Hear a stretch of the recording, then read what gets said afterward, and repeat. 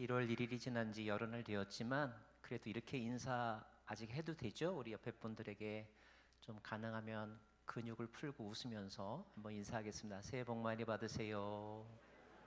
할렐루야. 아멘. 아멘. 네.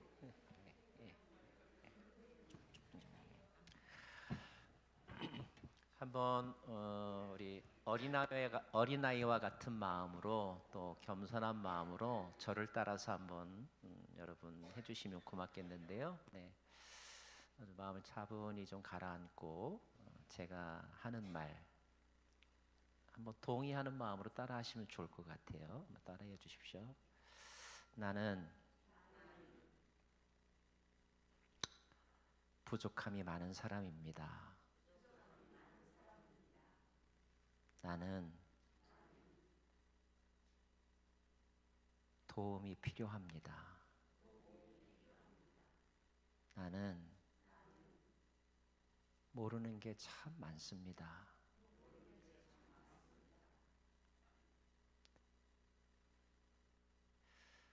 저에게 지혜를 주십시오.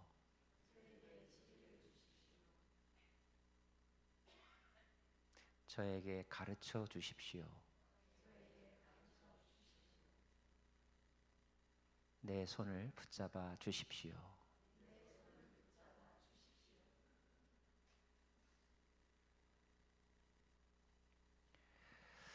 이런 마음으로 올 한 해를 살아간다면 오늘 이사야서 9장 1절의 말씀처럼 어둠 속에서 고통받던 백성이 어둠 속에서 헤매이던 여러분의 삶이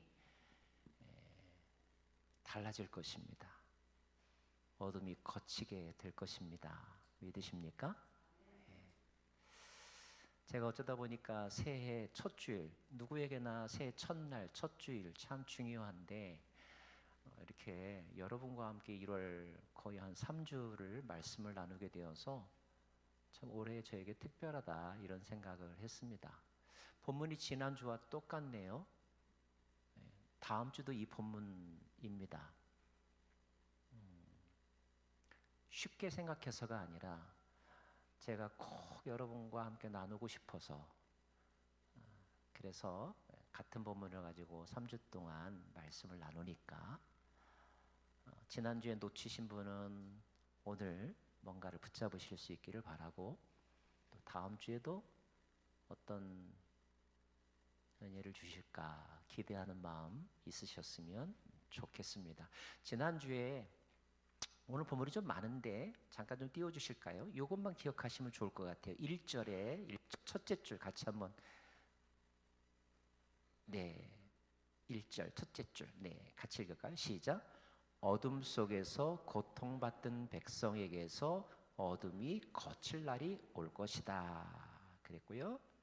그 다음에 7절 봐주세요. 7절 마지막 절 네 읽겠습니다. 시작. 그의 왕권은 점점 더 커지고 나라의 평화도 끝없이 이어질 것이다. 그가 다윗의 보좌와 왕국 위에 앉아서 이제부터 영원히 공평과 정의로 그 나라를 굳게 세울 것이다. 만군의 여호와의 열심이 이것을 반드시 이룰 것이다. 1절은 어둠 속에서 고통받는 사람들에게서 어둠이 사라질 것이라고 그랬고 7절은 공평과 정의의 나라가 굳게 세워질 것이라고 뭔가 엄청나게 달라진 그런 비전을 말해주고 있잖아요. 그러면 이 놀라운 터닝 포인트에 그 키워드가 되는 존재, 인물이 있다는 거죠. 그것이 바로 6절입니다. 6절 한번 더 띄워주세요. 6절 시작. 한 아기가 우리를 위해 태어났다. 우리가 한 아들을 볼 것이다. 그는 우리의 통치자가 될 것이다. 그의 이름은 놀라우신 좋은 자, 전능하신 하나님, 영존하시는 아버지, 평화의 왕이라 불릴 것이다. 한 구원자가 나타날 거라는 거예요. 그런데 그 구원자가 여러 가지 특징, 별명을 붙일 수가 있는데 그 구원자가 들을 이름, 그 이름의 첫 번째가 놀라우신 좋은 자. 그 다음 전능하신 하나님, 영존하시는 아버지, 평화의 왕이라 불릴 것이다 되어 있습니다.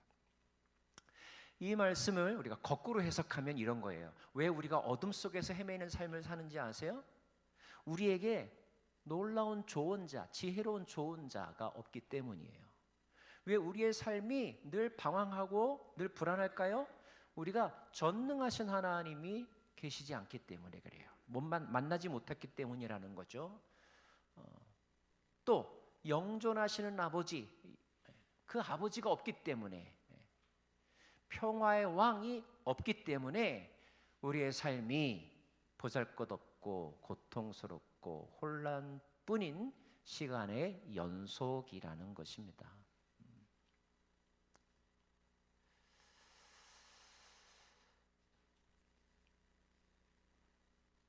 우리가 모르는 게 참 많이 있지만 가장 심각하게 모르는 게 뭐일 것 같아요? 내가 나를 모른다는 거예요. 나의 현주소를 모르고 내 능력을 모를 때가 참 많다는 거죠.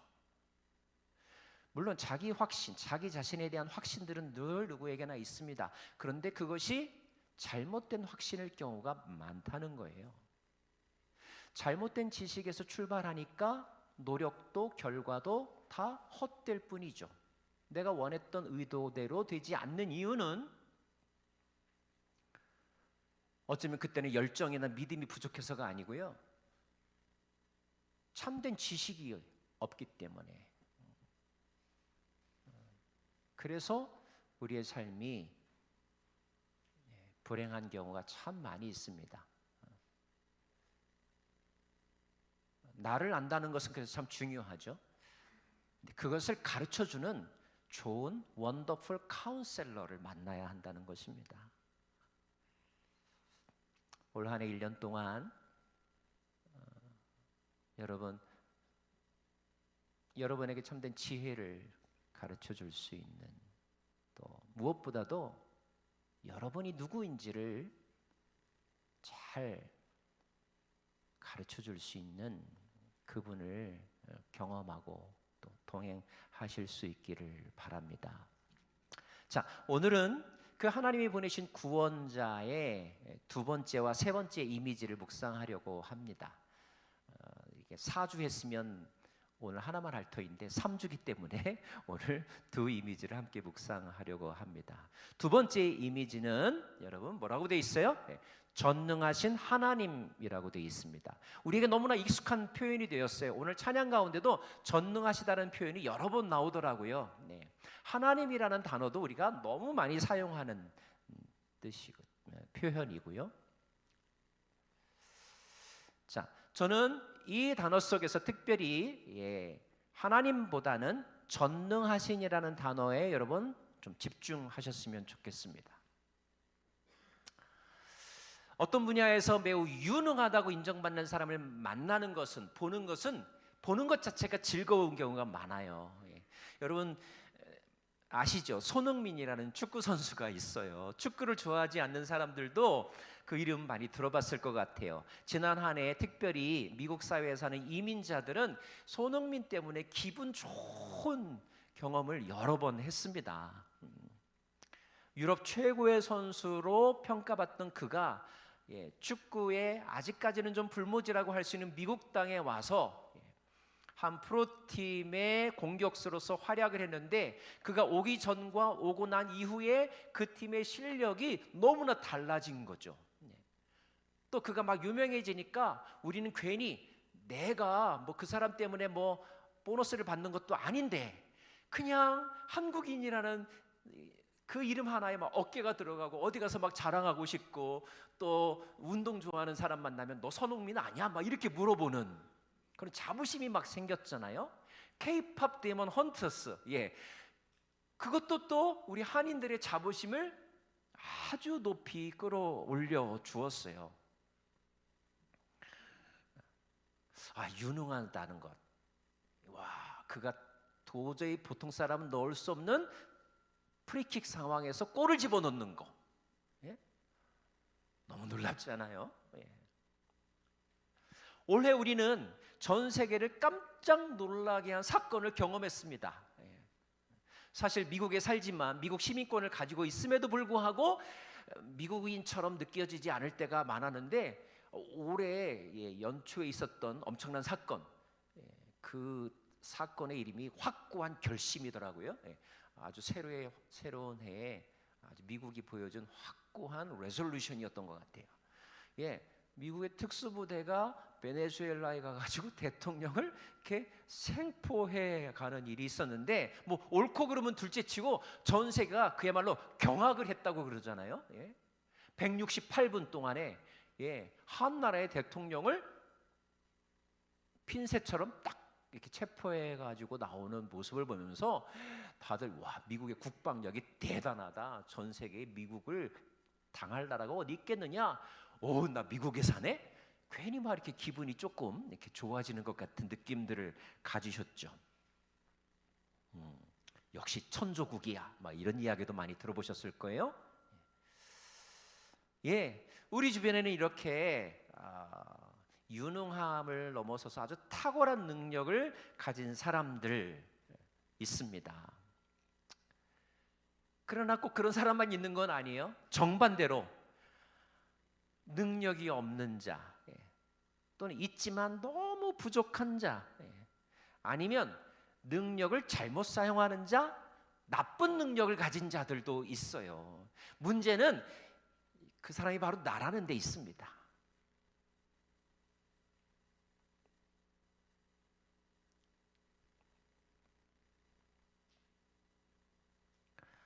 나도 좀 저런 거 할 줄 알았으면 좋겠는데, 그래, 나는 더 이상 뭐 기대하기가 좀 어렵고, 나는 이래도 내 자식은 좀 이랬으면 좋겠는데, 이런 마음들이 있지 않습니까? 그죠?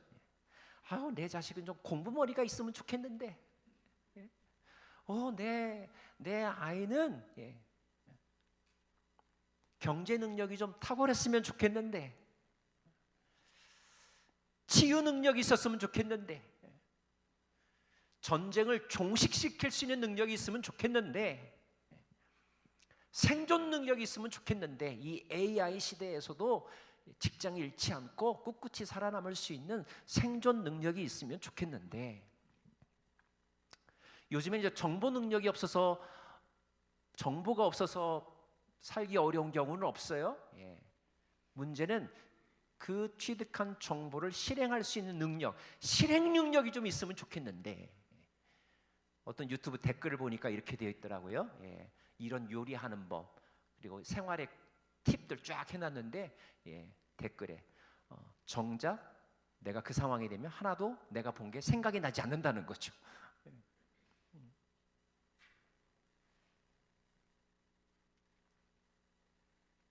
지난주 우리 특송한 노래 가사 중에 있죠. 나에게 좀 선한 능력이 있으면 좋겠는데,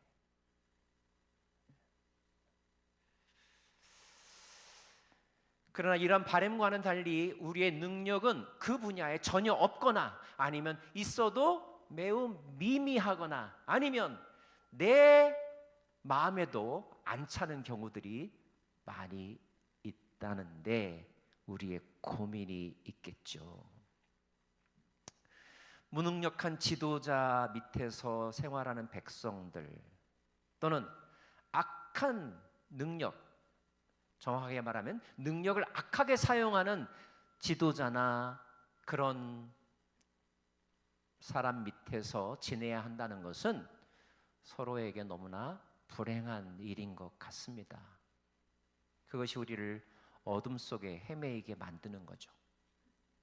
자, 그분이 오시면 우리에게 어둠이 떠난다는 것은 우리가 더 이상 무능력한 삶을 살지 아니하고, 또는 악한 능력을 행하며 사는 지도자 밑에서 살지 아니하고,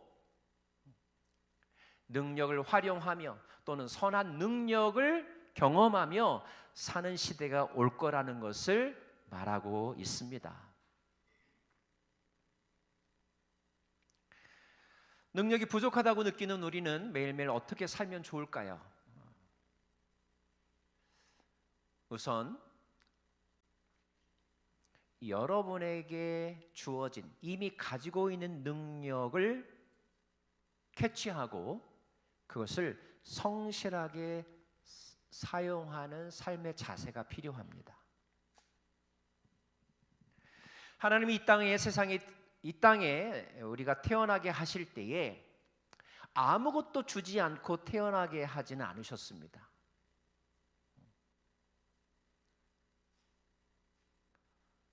오죽하면 군뱅이도 구르는 재주가 있다고 하지 않습니까?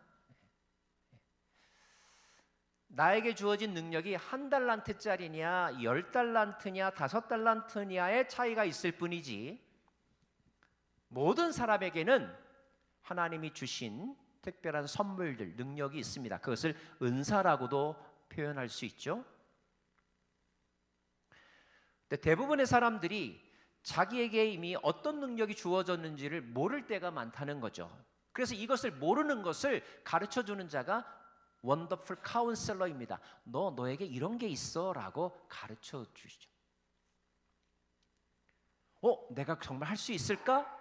용기를 가지고 도전하면 그 능력이 개발이 되고 활용이 됩니다. 우리가 바라는 대로의 삶을 살지 못하는 이유 가운데 하나는 하나님이 소중한 능력, 탤런트를 여러분과 저에게 주셨음에도 불구하고 그것을 제대로 성실하게 사용하지 못한 우리의 나태함과 무지함과 게으름 때문입니다. 게으르다고 하는 말이 좀 기분 나쁘십니까? 아닙니다. 성실하지 못하다는 것, 그것이 바로 게으름입니다. 열심히 살지 않았다는 것, 그것이 바로 게으름입니다. 우리가 게을러서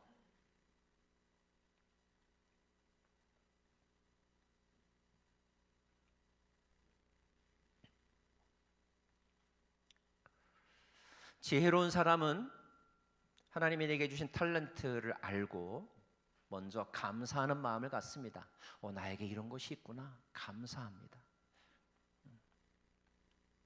그리고 그것을 성실하게 사용합니다. 욕심 부리지 않습니다.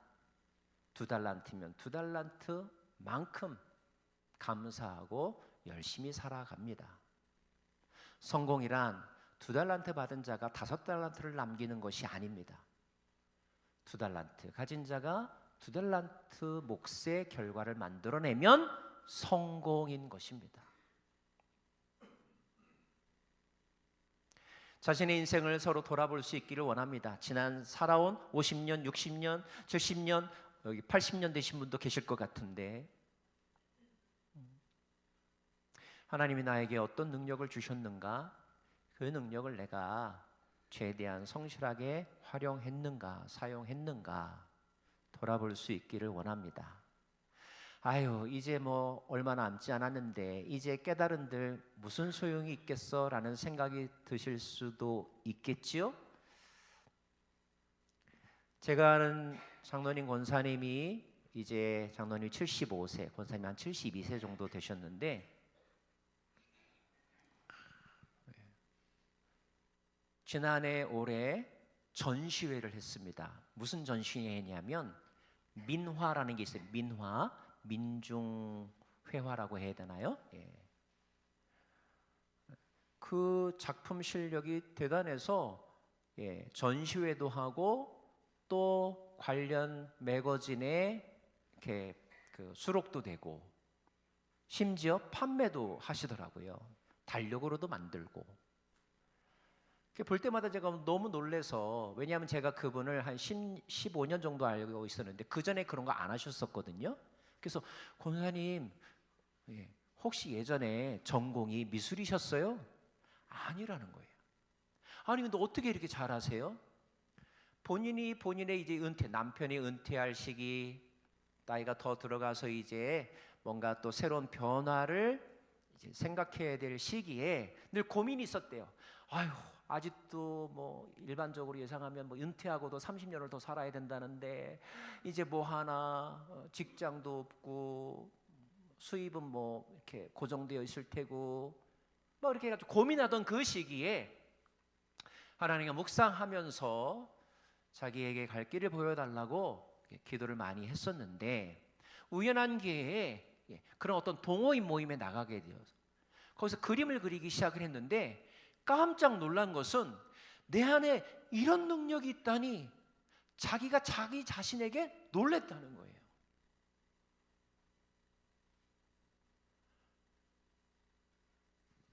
재미를 느끼는 마음으로 열심히 그 일을 하다 보니 사람이 본인이 재밌으면요 더 실력도 늘잖아요.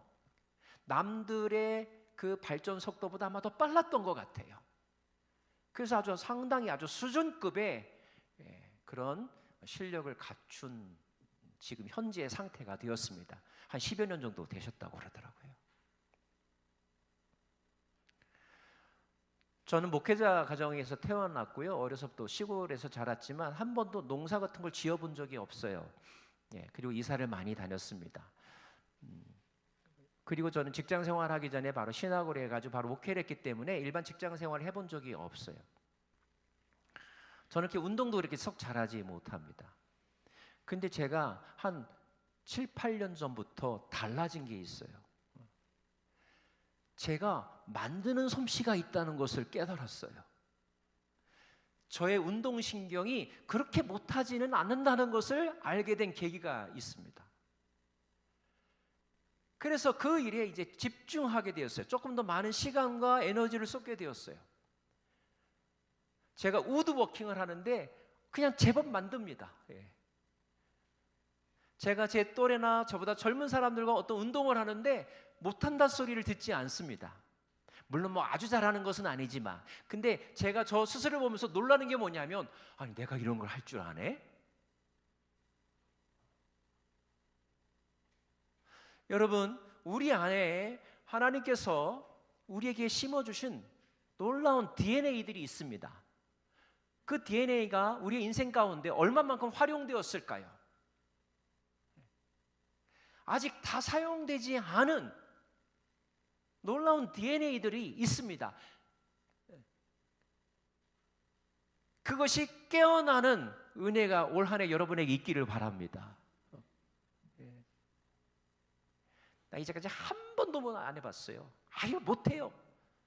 물론 그렇게 계속 못하다가 끝날 수도 있습니다. 그러나 어떤 사람에게는 180도 달라진 상황 속에서 180도 달라진 삶을 살아갈 수 있습니다. 전능하신 하나님이 그 일을 하십니다. 여러분 성경에서 전능하다, 하나님에 대한 표현이 많이 나오지만 하나님이 전능하다라고 하는 표현이 제일 먼저 나오는 데가 어딘지 아세요? 창세기 1장에도 안 나옵니다. 11장에도 안 나옵니다. 창세기 17장에 가면 비로소 이런 표현이 나옵니다. 아브라함의 나이 99이 되었을 때 주께서 그에게 나타나서 말씀하셨다. 나는 전능한 하나님이다. 성경에서 Mighty God이라는 단어가 최초로 나온 것은 창세기 17장에서인데 하나님이 누군가에게 자기 자신을 드러내실 때는요 그냥 무턱대고 드러내지 아니하시고 그 사람의 상황에 맞게 그 사람에게 꼭 필요한 존재로 자신을 나타나시더라고요. 근데 하나님께서 아브라함에게 그전에도 15장에서도 말씀하신 적이 있고 12장에서도 말씀하신 적이 있지만 15장에서는 하나님이 나는 너의 방패요 너의 상급이라 이렇게 자기를 소개하셨는데 17장에서는 나는 너의 전능한 하나님이다라고 하나님의 전능성을 강조하면서 나타나셨거든요. 그것은 어떤 의미일까요? 뭔지는 잘 모르지만 지금 아브라함이 도저히 자신의 힘으로는 할 수 없는, 그런데 그것 때문에 매우 갈급하고 자신의 인생이 불행하다고 느끼는 어떤 상황 속에 있었다는 거예요. 근데 그 상황은 자신이 아무리 기를 쓰고 젖먹던 힘까지 쏟아 부어도 해결될 수 없는 상황 가운데 있었고 그것이 그에게 가장 큰 불행의 이유가 되었던 것입니다. 그러자 하나님이 나타나셔서 하신 말씀이 나는 전능해 라고 하신 거예요. 그러면 그때 그 전능하신 하나님이 아브라함에게 뭘 통해서 와, 하나님은 정말 나보다 다른 분이구나, 하나님은 조금 유능한 정도가 아니라 진짜 올마이리 가시구나 라고 느꼈을까요? 웬만한 건 다 해봤던, 인생 99세쯤 살아봤으면 웬만한 경험 다 해봤을 거 아니겠어요? 근데 그 아브라함이 인정할 수밖에 없는 하나님의 초능력을 보여주시는데, 그것은 무엇이냐 하면 그 다음에 하신 말씀이 이거예요. 내가 아들을 낳을 것이다, 이거였어요. 99세라고 하는 나이가 의미하는 바는 살 만큼 살았고 해볼 만큼 다 해봤다라는 거예요. 그리고 이제 더 이상 소망할 것이 없다, 노력해도 안 된다라고 모든 것을 이렇게 포기할 때였다는 거죠. 근데 그때 그래, 이제 내가 비로소 내가 누구인지를 보여줄게 라고 나타나셨는데, 그때 딱 몇 평 더 주면 아브라함이 감동했을까요? 그때 수명 몇 년 연장시켜주면 아브라함이 감사했을까요? 감사했겠죠. 그러나 창세기를 보면 그 시대에 99세 이상 더 사는 사람들도 있었거든요. 그런데 아마도 그 시대에 99세의 나이에 늦둥이를 본 남자는 전 세계 통틀어 눈 씻고 봐도 없었던 거예요. 그럴 때 아브라함은 하나님을 다시 보지 않았겠어요?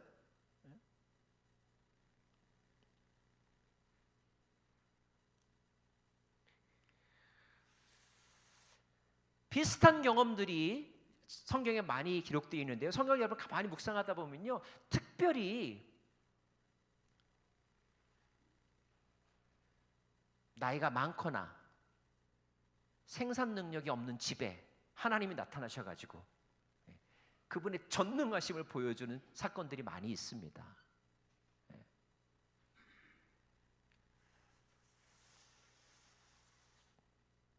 신약시대도 마찬가지예요. 여러분, 엘리사벳, 사가랴라고 하는 세례 요한의 부모가 있는데요, 그 엘리사벳이 언제 아이를 낳았느냐, 그가 한 말을 보면 나는 늙어서 이제 더 이상 자녀를 가질 수 없다, 그냥 무자한 삶을 살겠다라고 스스로 포기했을 때 하나님이 사가랴와 엘리사벳에게 나타나가지고 아들을 낳을 것이다 그랬고요. 그래서 태어난 사람이 세례 요한이고요. 또 하나의 전능함은 뭔지 아세요? 결혼도 하지 않고 동정녀라고 일컬어진 여인에게 네가 아들을 낳을 거야. 이건 아무도 할 수 없는 일이거든요.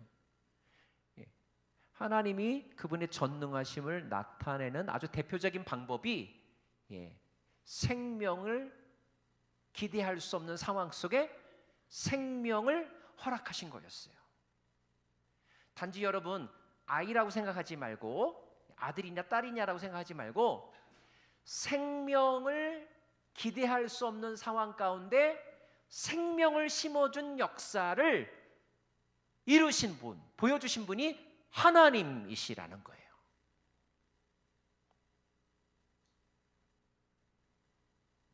저는 그 전능하신 하나님이 여러분에게는 나는 더 이상 낙이 없어,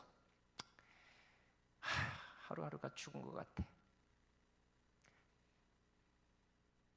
누구도 도와줄 수 없는 죽음의 삶에서 하나님이 함께 하시면 여러분에게 생명의 능력을 심어 주실 줄로 믿습니다. 그래서 어제까지는 사는 게 지옥 같았던 분이 오늘은 나 좀 더 살고 싶어. 왜? 아니, 인생이 너무 행복해, 너무 즐거워, 세상이 너무 아름다워.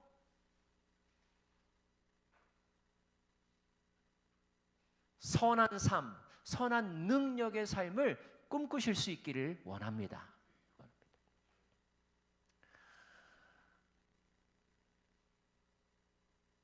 성경에 나타난 하나님이 보여주신 가장 분명한 전능하심이 뭔지 아세요? 그것은 바로 부활의 사건입니다. 부활. 다 끝났다고 여겨지는 죽음의 삶. 그런데 그것이 끝이 아니고 끝이 아니라고 바꾸실 수 있는 분이 하나님이심을 나타낸 사건이 바로 부활입니다. 그래서 그 전능하신 하나님을 경험한 사람에게는요, 어떤 삶의 자세와 특징이 생기냐 하면 포기하지 않는 삶의 자세가 생깁니다.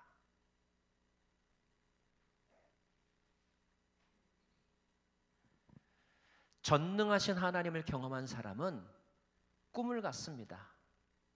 그래, 다 안 된다고 하지. 그래, 내가 봐도 안 될 것 같아. 하지만 이게 다는 아닐 거야 라고 하는 마음 자세를 갖는 것이 전능하신 하나님을 경험한 사람의 삶의 태도입니다.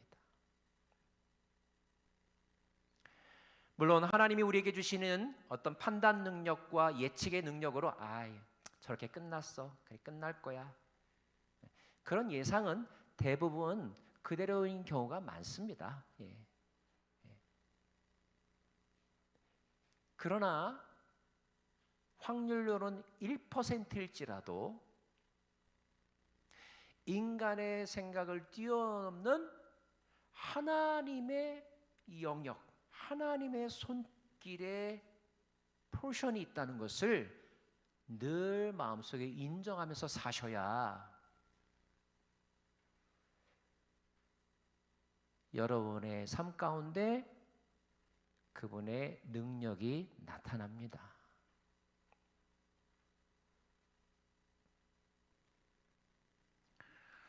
예수님이 이렇게 말씀하셨죠? 할 수 있거든이 무슨 말이냐? 믿는 자에게는 능치 못함이 없다 그랬습니다. 전능하신 하나님을 경험한 사람은 믿음의 삶을 삽니다. 그리고 소망의 삶을 삽니다. 예수께서도 이렇게 말씀하셨습니다. 하늘과 땅의 모든 권세를 내게 주셨다. 내가 그 권세로 이 세상을 통치할 것이다. 이 권세를 너희에게 주겠다 하셨습니다. 그러므로 우리는 하나님의 전능하심과 똑같은 정도는 아니겠지만 그분의 파워, 능력 경험하는 삶을 살 수 있습니다. 어떤 사람이요? 믿음으로 순종하는 사람에게요. 왜냐하면 창세기 17장에서 하나님이 이렇게 말씀하셨거든요. 나는 전능한 하나님이다. 나에게 순종하며 흠없이 살아라. 거룩하게 살아라. 그러면 나의 전능하심이 네 삶 속에서 나타날 것이다. 그래서 아들이 나왔거든요. 예수님도 전능하신 하나님을 믿었기 때문에 죽음을 받아들이셨습니다. 하나님에 대한 예수님의 믿음 안에서 하나님은 예수를 부활시켜 주셨습니다. 주님의 능력은 믿음 안에서 역사합니다. 하나님을 믿으십니까? 특별히 하나님의 전능하심을 믿으십니까? 오직 성령이 너희에게 임하시면 너희가 권능을 받고 라는 말이 있습니다. 능력을 경험하는 삶을 산다는 거예요.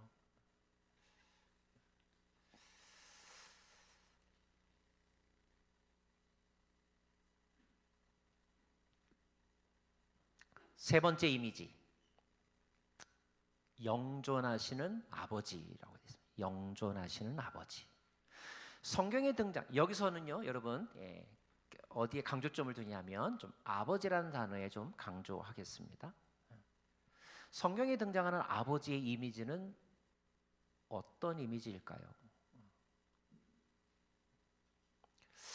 창세기를 묵상하다가 요셉이라는 사람과 베냐민이라는 사람, 여러분 아시죠? 요셉과 베냐민, 야곱의 12아들들 중에서 야곱이 특별히 라헬, 레이첼과의 사이에서 얻은 두 아들이 요셉과 베냐민입니다. 그런데 성경을 보면 야곱이 12명의 아들이 있었지만 특별히 요셉을 더 많이 사랑했고 특별히 베냐민을 더 사랑했다는 것을 알 수 있습니다. 왜냐하면 야곱이 라헬을 좀 더 특별히 사랑했기 때문인 것 같아요. 물론 그것 때문에 가정 불화의, 형제 간의 불화의 원인이 되기도 했지만 여러분 한번 요셉의 입장에서 한번 생각해 볼게요. 요셉은 아직 뭐 어려가지고 잘 모릅니다. 그런데 뭐 하나는 느낄 수 있어요? 우리 아버지가 나를 너무 이뻐해. 막내로 태어난 베냐민도 마찬가지입니다. 우리 아버지가, 말이 아버지지 할아버지 같은 아버지잖아요. 우리 아버지가 나를 너무너무 이뻐해. 형들한테는 안 주는데 나에게는 채색 옷을 입혀줘. 형들은 밖에 나가서 일하라고 하는데 나는 끝까지 집에서 이렇게 같이 있기를 원하셔. 그래서 무엇보다도 요셉이나 베냐민의 머릿속에 남아있는 아버지는 너무너무 나를 사랑하시는 마음씨 좋은 아버지, 좋은 것은 뭐라도 눈치 안 보고 내게 먼저 주시는 아버지, 이것이 요셉과 베냐민의 마음속에 나타난 아버지의 이미지입니다. 조금 더 올라가 볼까요? 이삭이나 야곱. 이삭의 아버지는 아브라함이고 야곱의 아버지는 이삭이잖아요.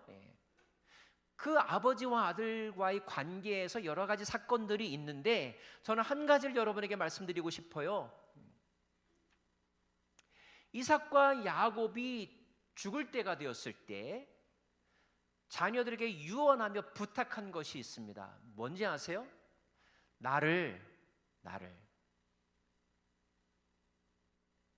나의 아버지 아브라함이 묻힌 곳 거기에 묻어줘, 이거였어요.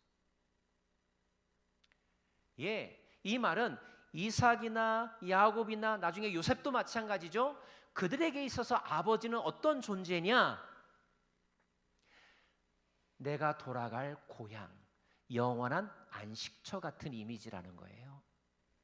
아버지. 솔로몬을 생각해 봅니다. 솔로몬에게 있어서 아버지는 다윗이죠. 솔로몬의 머릿속에 아버지 다윗은 어떤 이미지일까요? 물론 여러 가지가 있겠지만요, 잠언서를 읽어보면 이런 표현이 있어요. 아버지가 나에게 교훈하여 주시기를. 솔로몬에게 있어서 아버지 다윗은 자기에게 지혜의 중요성을 강조한 교사, 가르치는 분이었어요. 더 중요한 아버지의 역할은 솔로몬에게 있어서 왕권을 물려주신 분이 아버지예요. 왜냐하면 솔로몬에 다른 이복 형제들이 많았고 치열한 경쟁자들이 많았습니다. 그 순서로 치면 솔로몬은 결코 왕권을 물려받을 수 없었던 사람이었어요. 그럼에도 불구하고 다윗이 솔로몬을 콕 집어서 자신의 후계자로 세웁니다. 솔로몬이 아버지를 좋아하지 않을 수가 없겠죠. 왕이라고 하는 것이 주는 이미지는 무엇입니까? 세상의 모든 것을 다 가진 존재예요. 그 엄청난 유산을 다른 형제들도 많은데 나에게 주었다. 그것이 솔로몬이 경험한 아버지입니다. 예수님의 비유 중에 탕자의 비유라고 있어요. 첫째 아들과 둘째 아들. 자, 둘째 아들이 최종적으로 경험한 아버지는 어떤 이미지입니까? 자신의 실수와 허물, 방탕한 삶에도 불구하고 그 자리에 묵묵히 서서 기다리신 분, 그죠? 받아주신 분, 안아주신 분. 둘째 아들에게 있어서 그 아버지가 얼마나 크고 깊은 사랑의 대상일까요? 성경에서의 아버지는 권위와 안식처, 보호자, 끝없는 사랑이라는 이미지입니다. 그 사랑은 깊은 사랑이고요. 그 사랑은 큰 사랑이고요. 그 사랑은 끝없는 사랑이었어요. 우리가 왜 이 어둠 가운데 죽음과 같은 삶을 사는지 아십니까? 사랑과 보호를 받지 못했다는 상처 때문이에요. 사랑받은 경험이 없으면 불안합니다. 보호받지 못하는 경험이 있으면 늘 두렵습니다. 우리가 서로 싸우는 것은 미워해서가 아니라 두려움 때문이다라는 말이 있어요. 불안하고 두려움이 많은 사람들이 잘하는 것이 바로 싸움이고 전쟁인 것입니다. 반대로 사랑이 많으면, 사랑을 받은 경험이 많으면, 권위 아래 보호받은 경험이 많으면 그 사람의 말과 행동은 매우 안정적입니다. 스테이블하다는 거예요. 이제 와서 그런 사랑은 어디서 찾냐고요?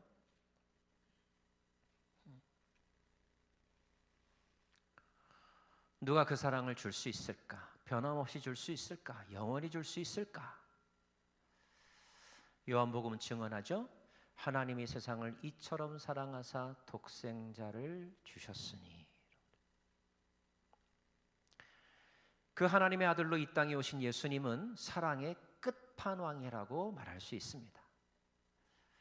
요한복음에 기록하기를 주께서 제자들을 사랑하시되 끝까지 사랑하셨다라는 표현이 있습니다. 말과 혀로만이 아니라 행함과 진실함으로 사랑하셨는데 그 사랑의 정점이 바로 십자가라는 사실을 우리는 깊이 묵상합니다. 요한서신은 우리가 아직 죄인 되었을 때, 우리를 향한 하나님의 사랑을 확증시켜 주셨는데 그것이 바로 그의 아들 예수를 이 땅에 보내심이라고 증언하고 있습니다.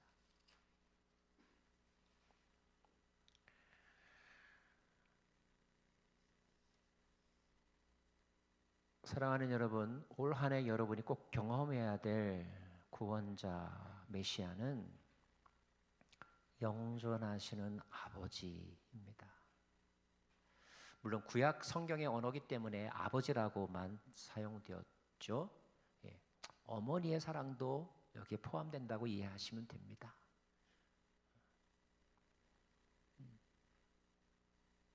권위와 보호와 사랑을 경험하면 훨씬 더 안정적인 삶을 누리실 것이고, 여러분 스스로 심리적인 안정감을 되찾으면 매우 관대한 행동을 할 것입니다. 누가 조금 마음에 들지 않는 행동을 해도 평소 같으면 눈꼴 사나워가지고 못 참고 한마디 툭 던지는 내가, 아유 그럴 수도 있겠지, 뭔가 사정이 있을 거야, 나도 옛날에 저런 적이 있었어, 초조하지 않게 될 것입니다. 그리고 기다릴 수 있을 것입니다. 그렇게 조금만 인내하고 기다리고 상대방에게 기회를 주면 그 공동체가 평화롭지 않을 수가 없겠죠. 미움과 증오가 사라질 수밖에 없겠죠. 말씀을 마무리합니다. 한번 따라서 하십시다. 놀라운 조언자, 전능하신 하나님, 영존하시는 아버지. 이 표현들은 현재 우리 안에 없기 때문에 우리가 만나야 될 뿐이라고 가르쳐 주시는 교훈인 줄로 압니다. 사랑받으십시오. 지혜의 조언을 들으십시오. 그리고 하나님의 능력을 경험하십시오. 기도하십시다.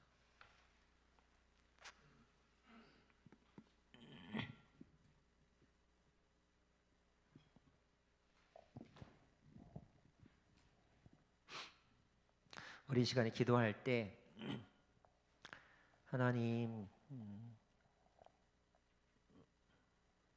내 안에 있는 능력을 드러내어 주십시오. 또 나에게 능력이 없다면 주님의 능력을 저에게 부어 주십시오.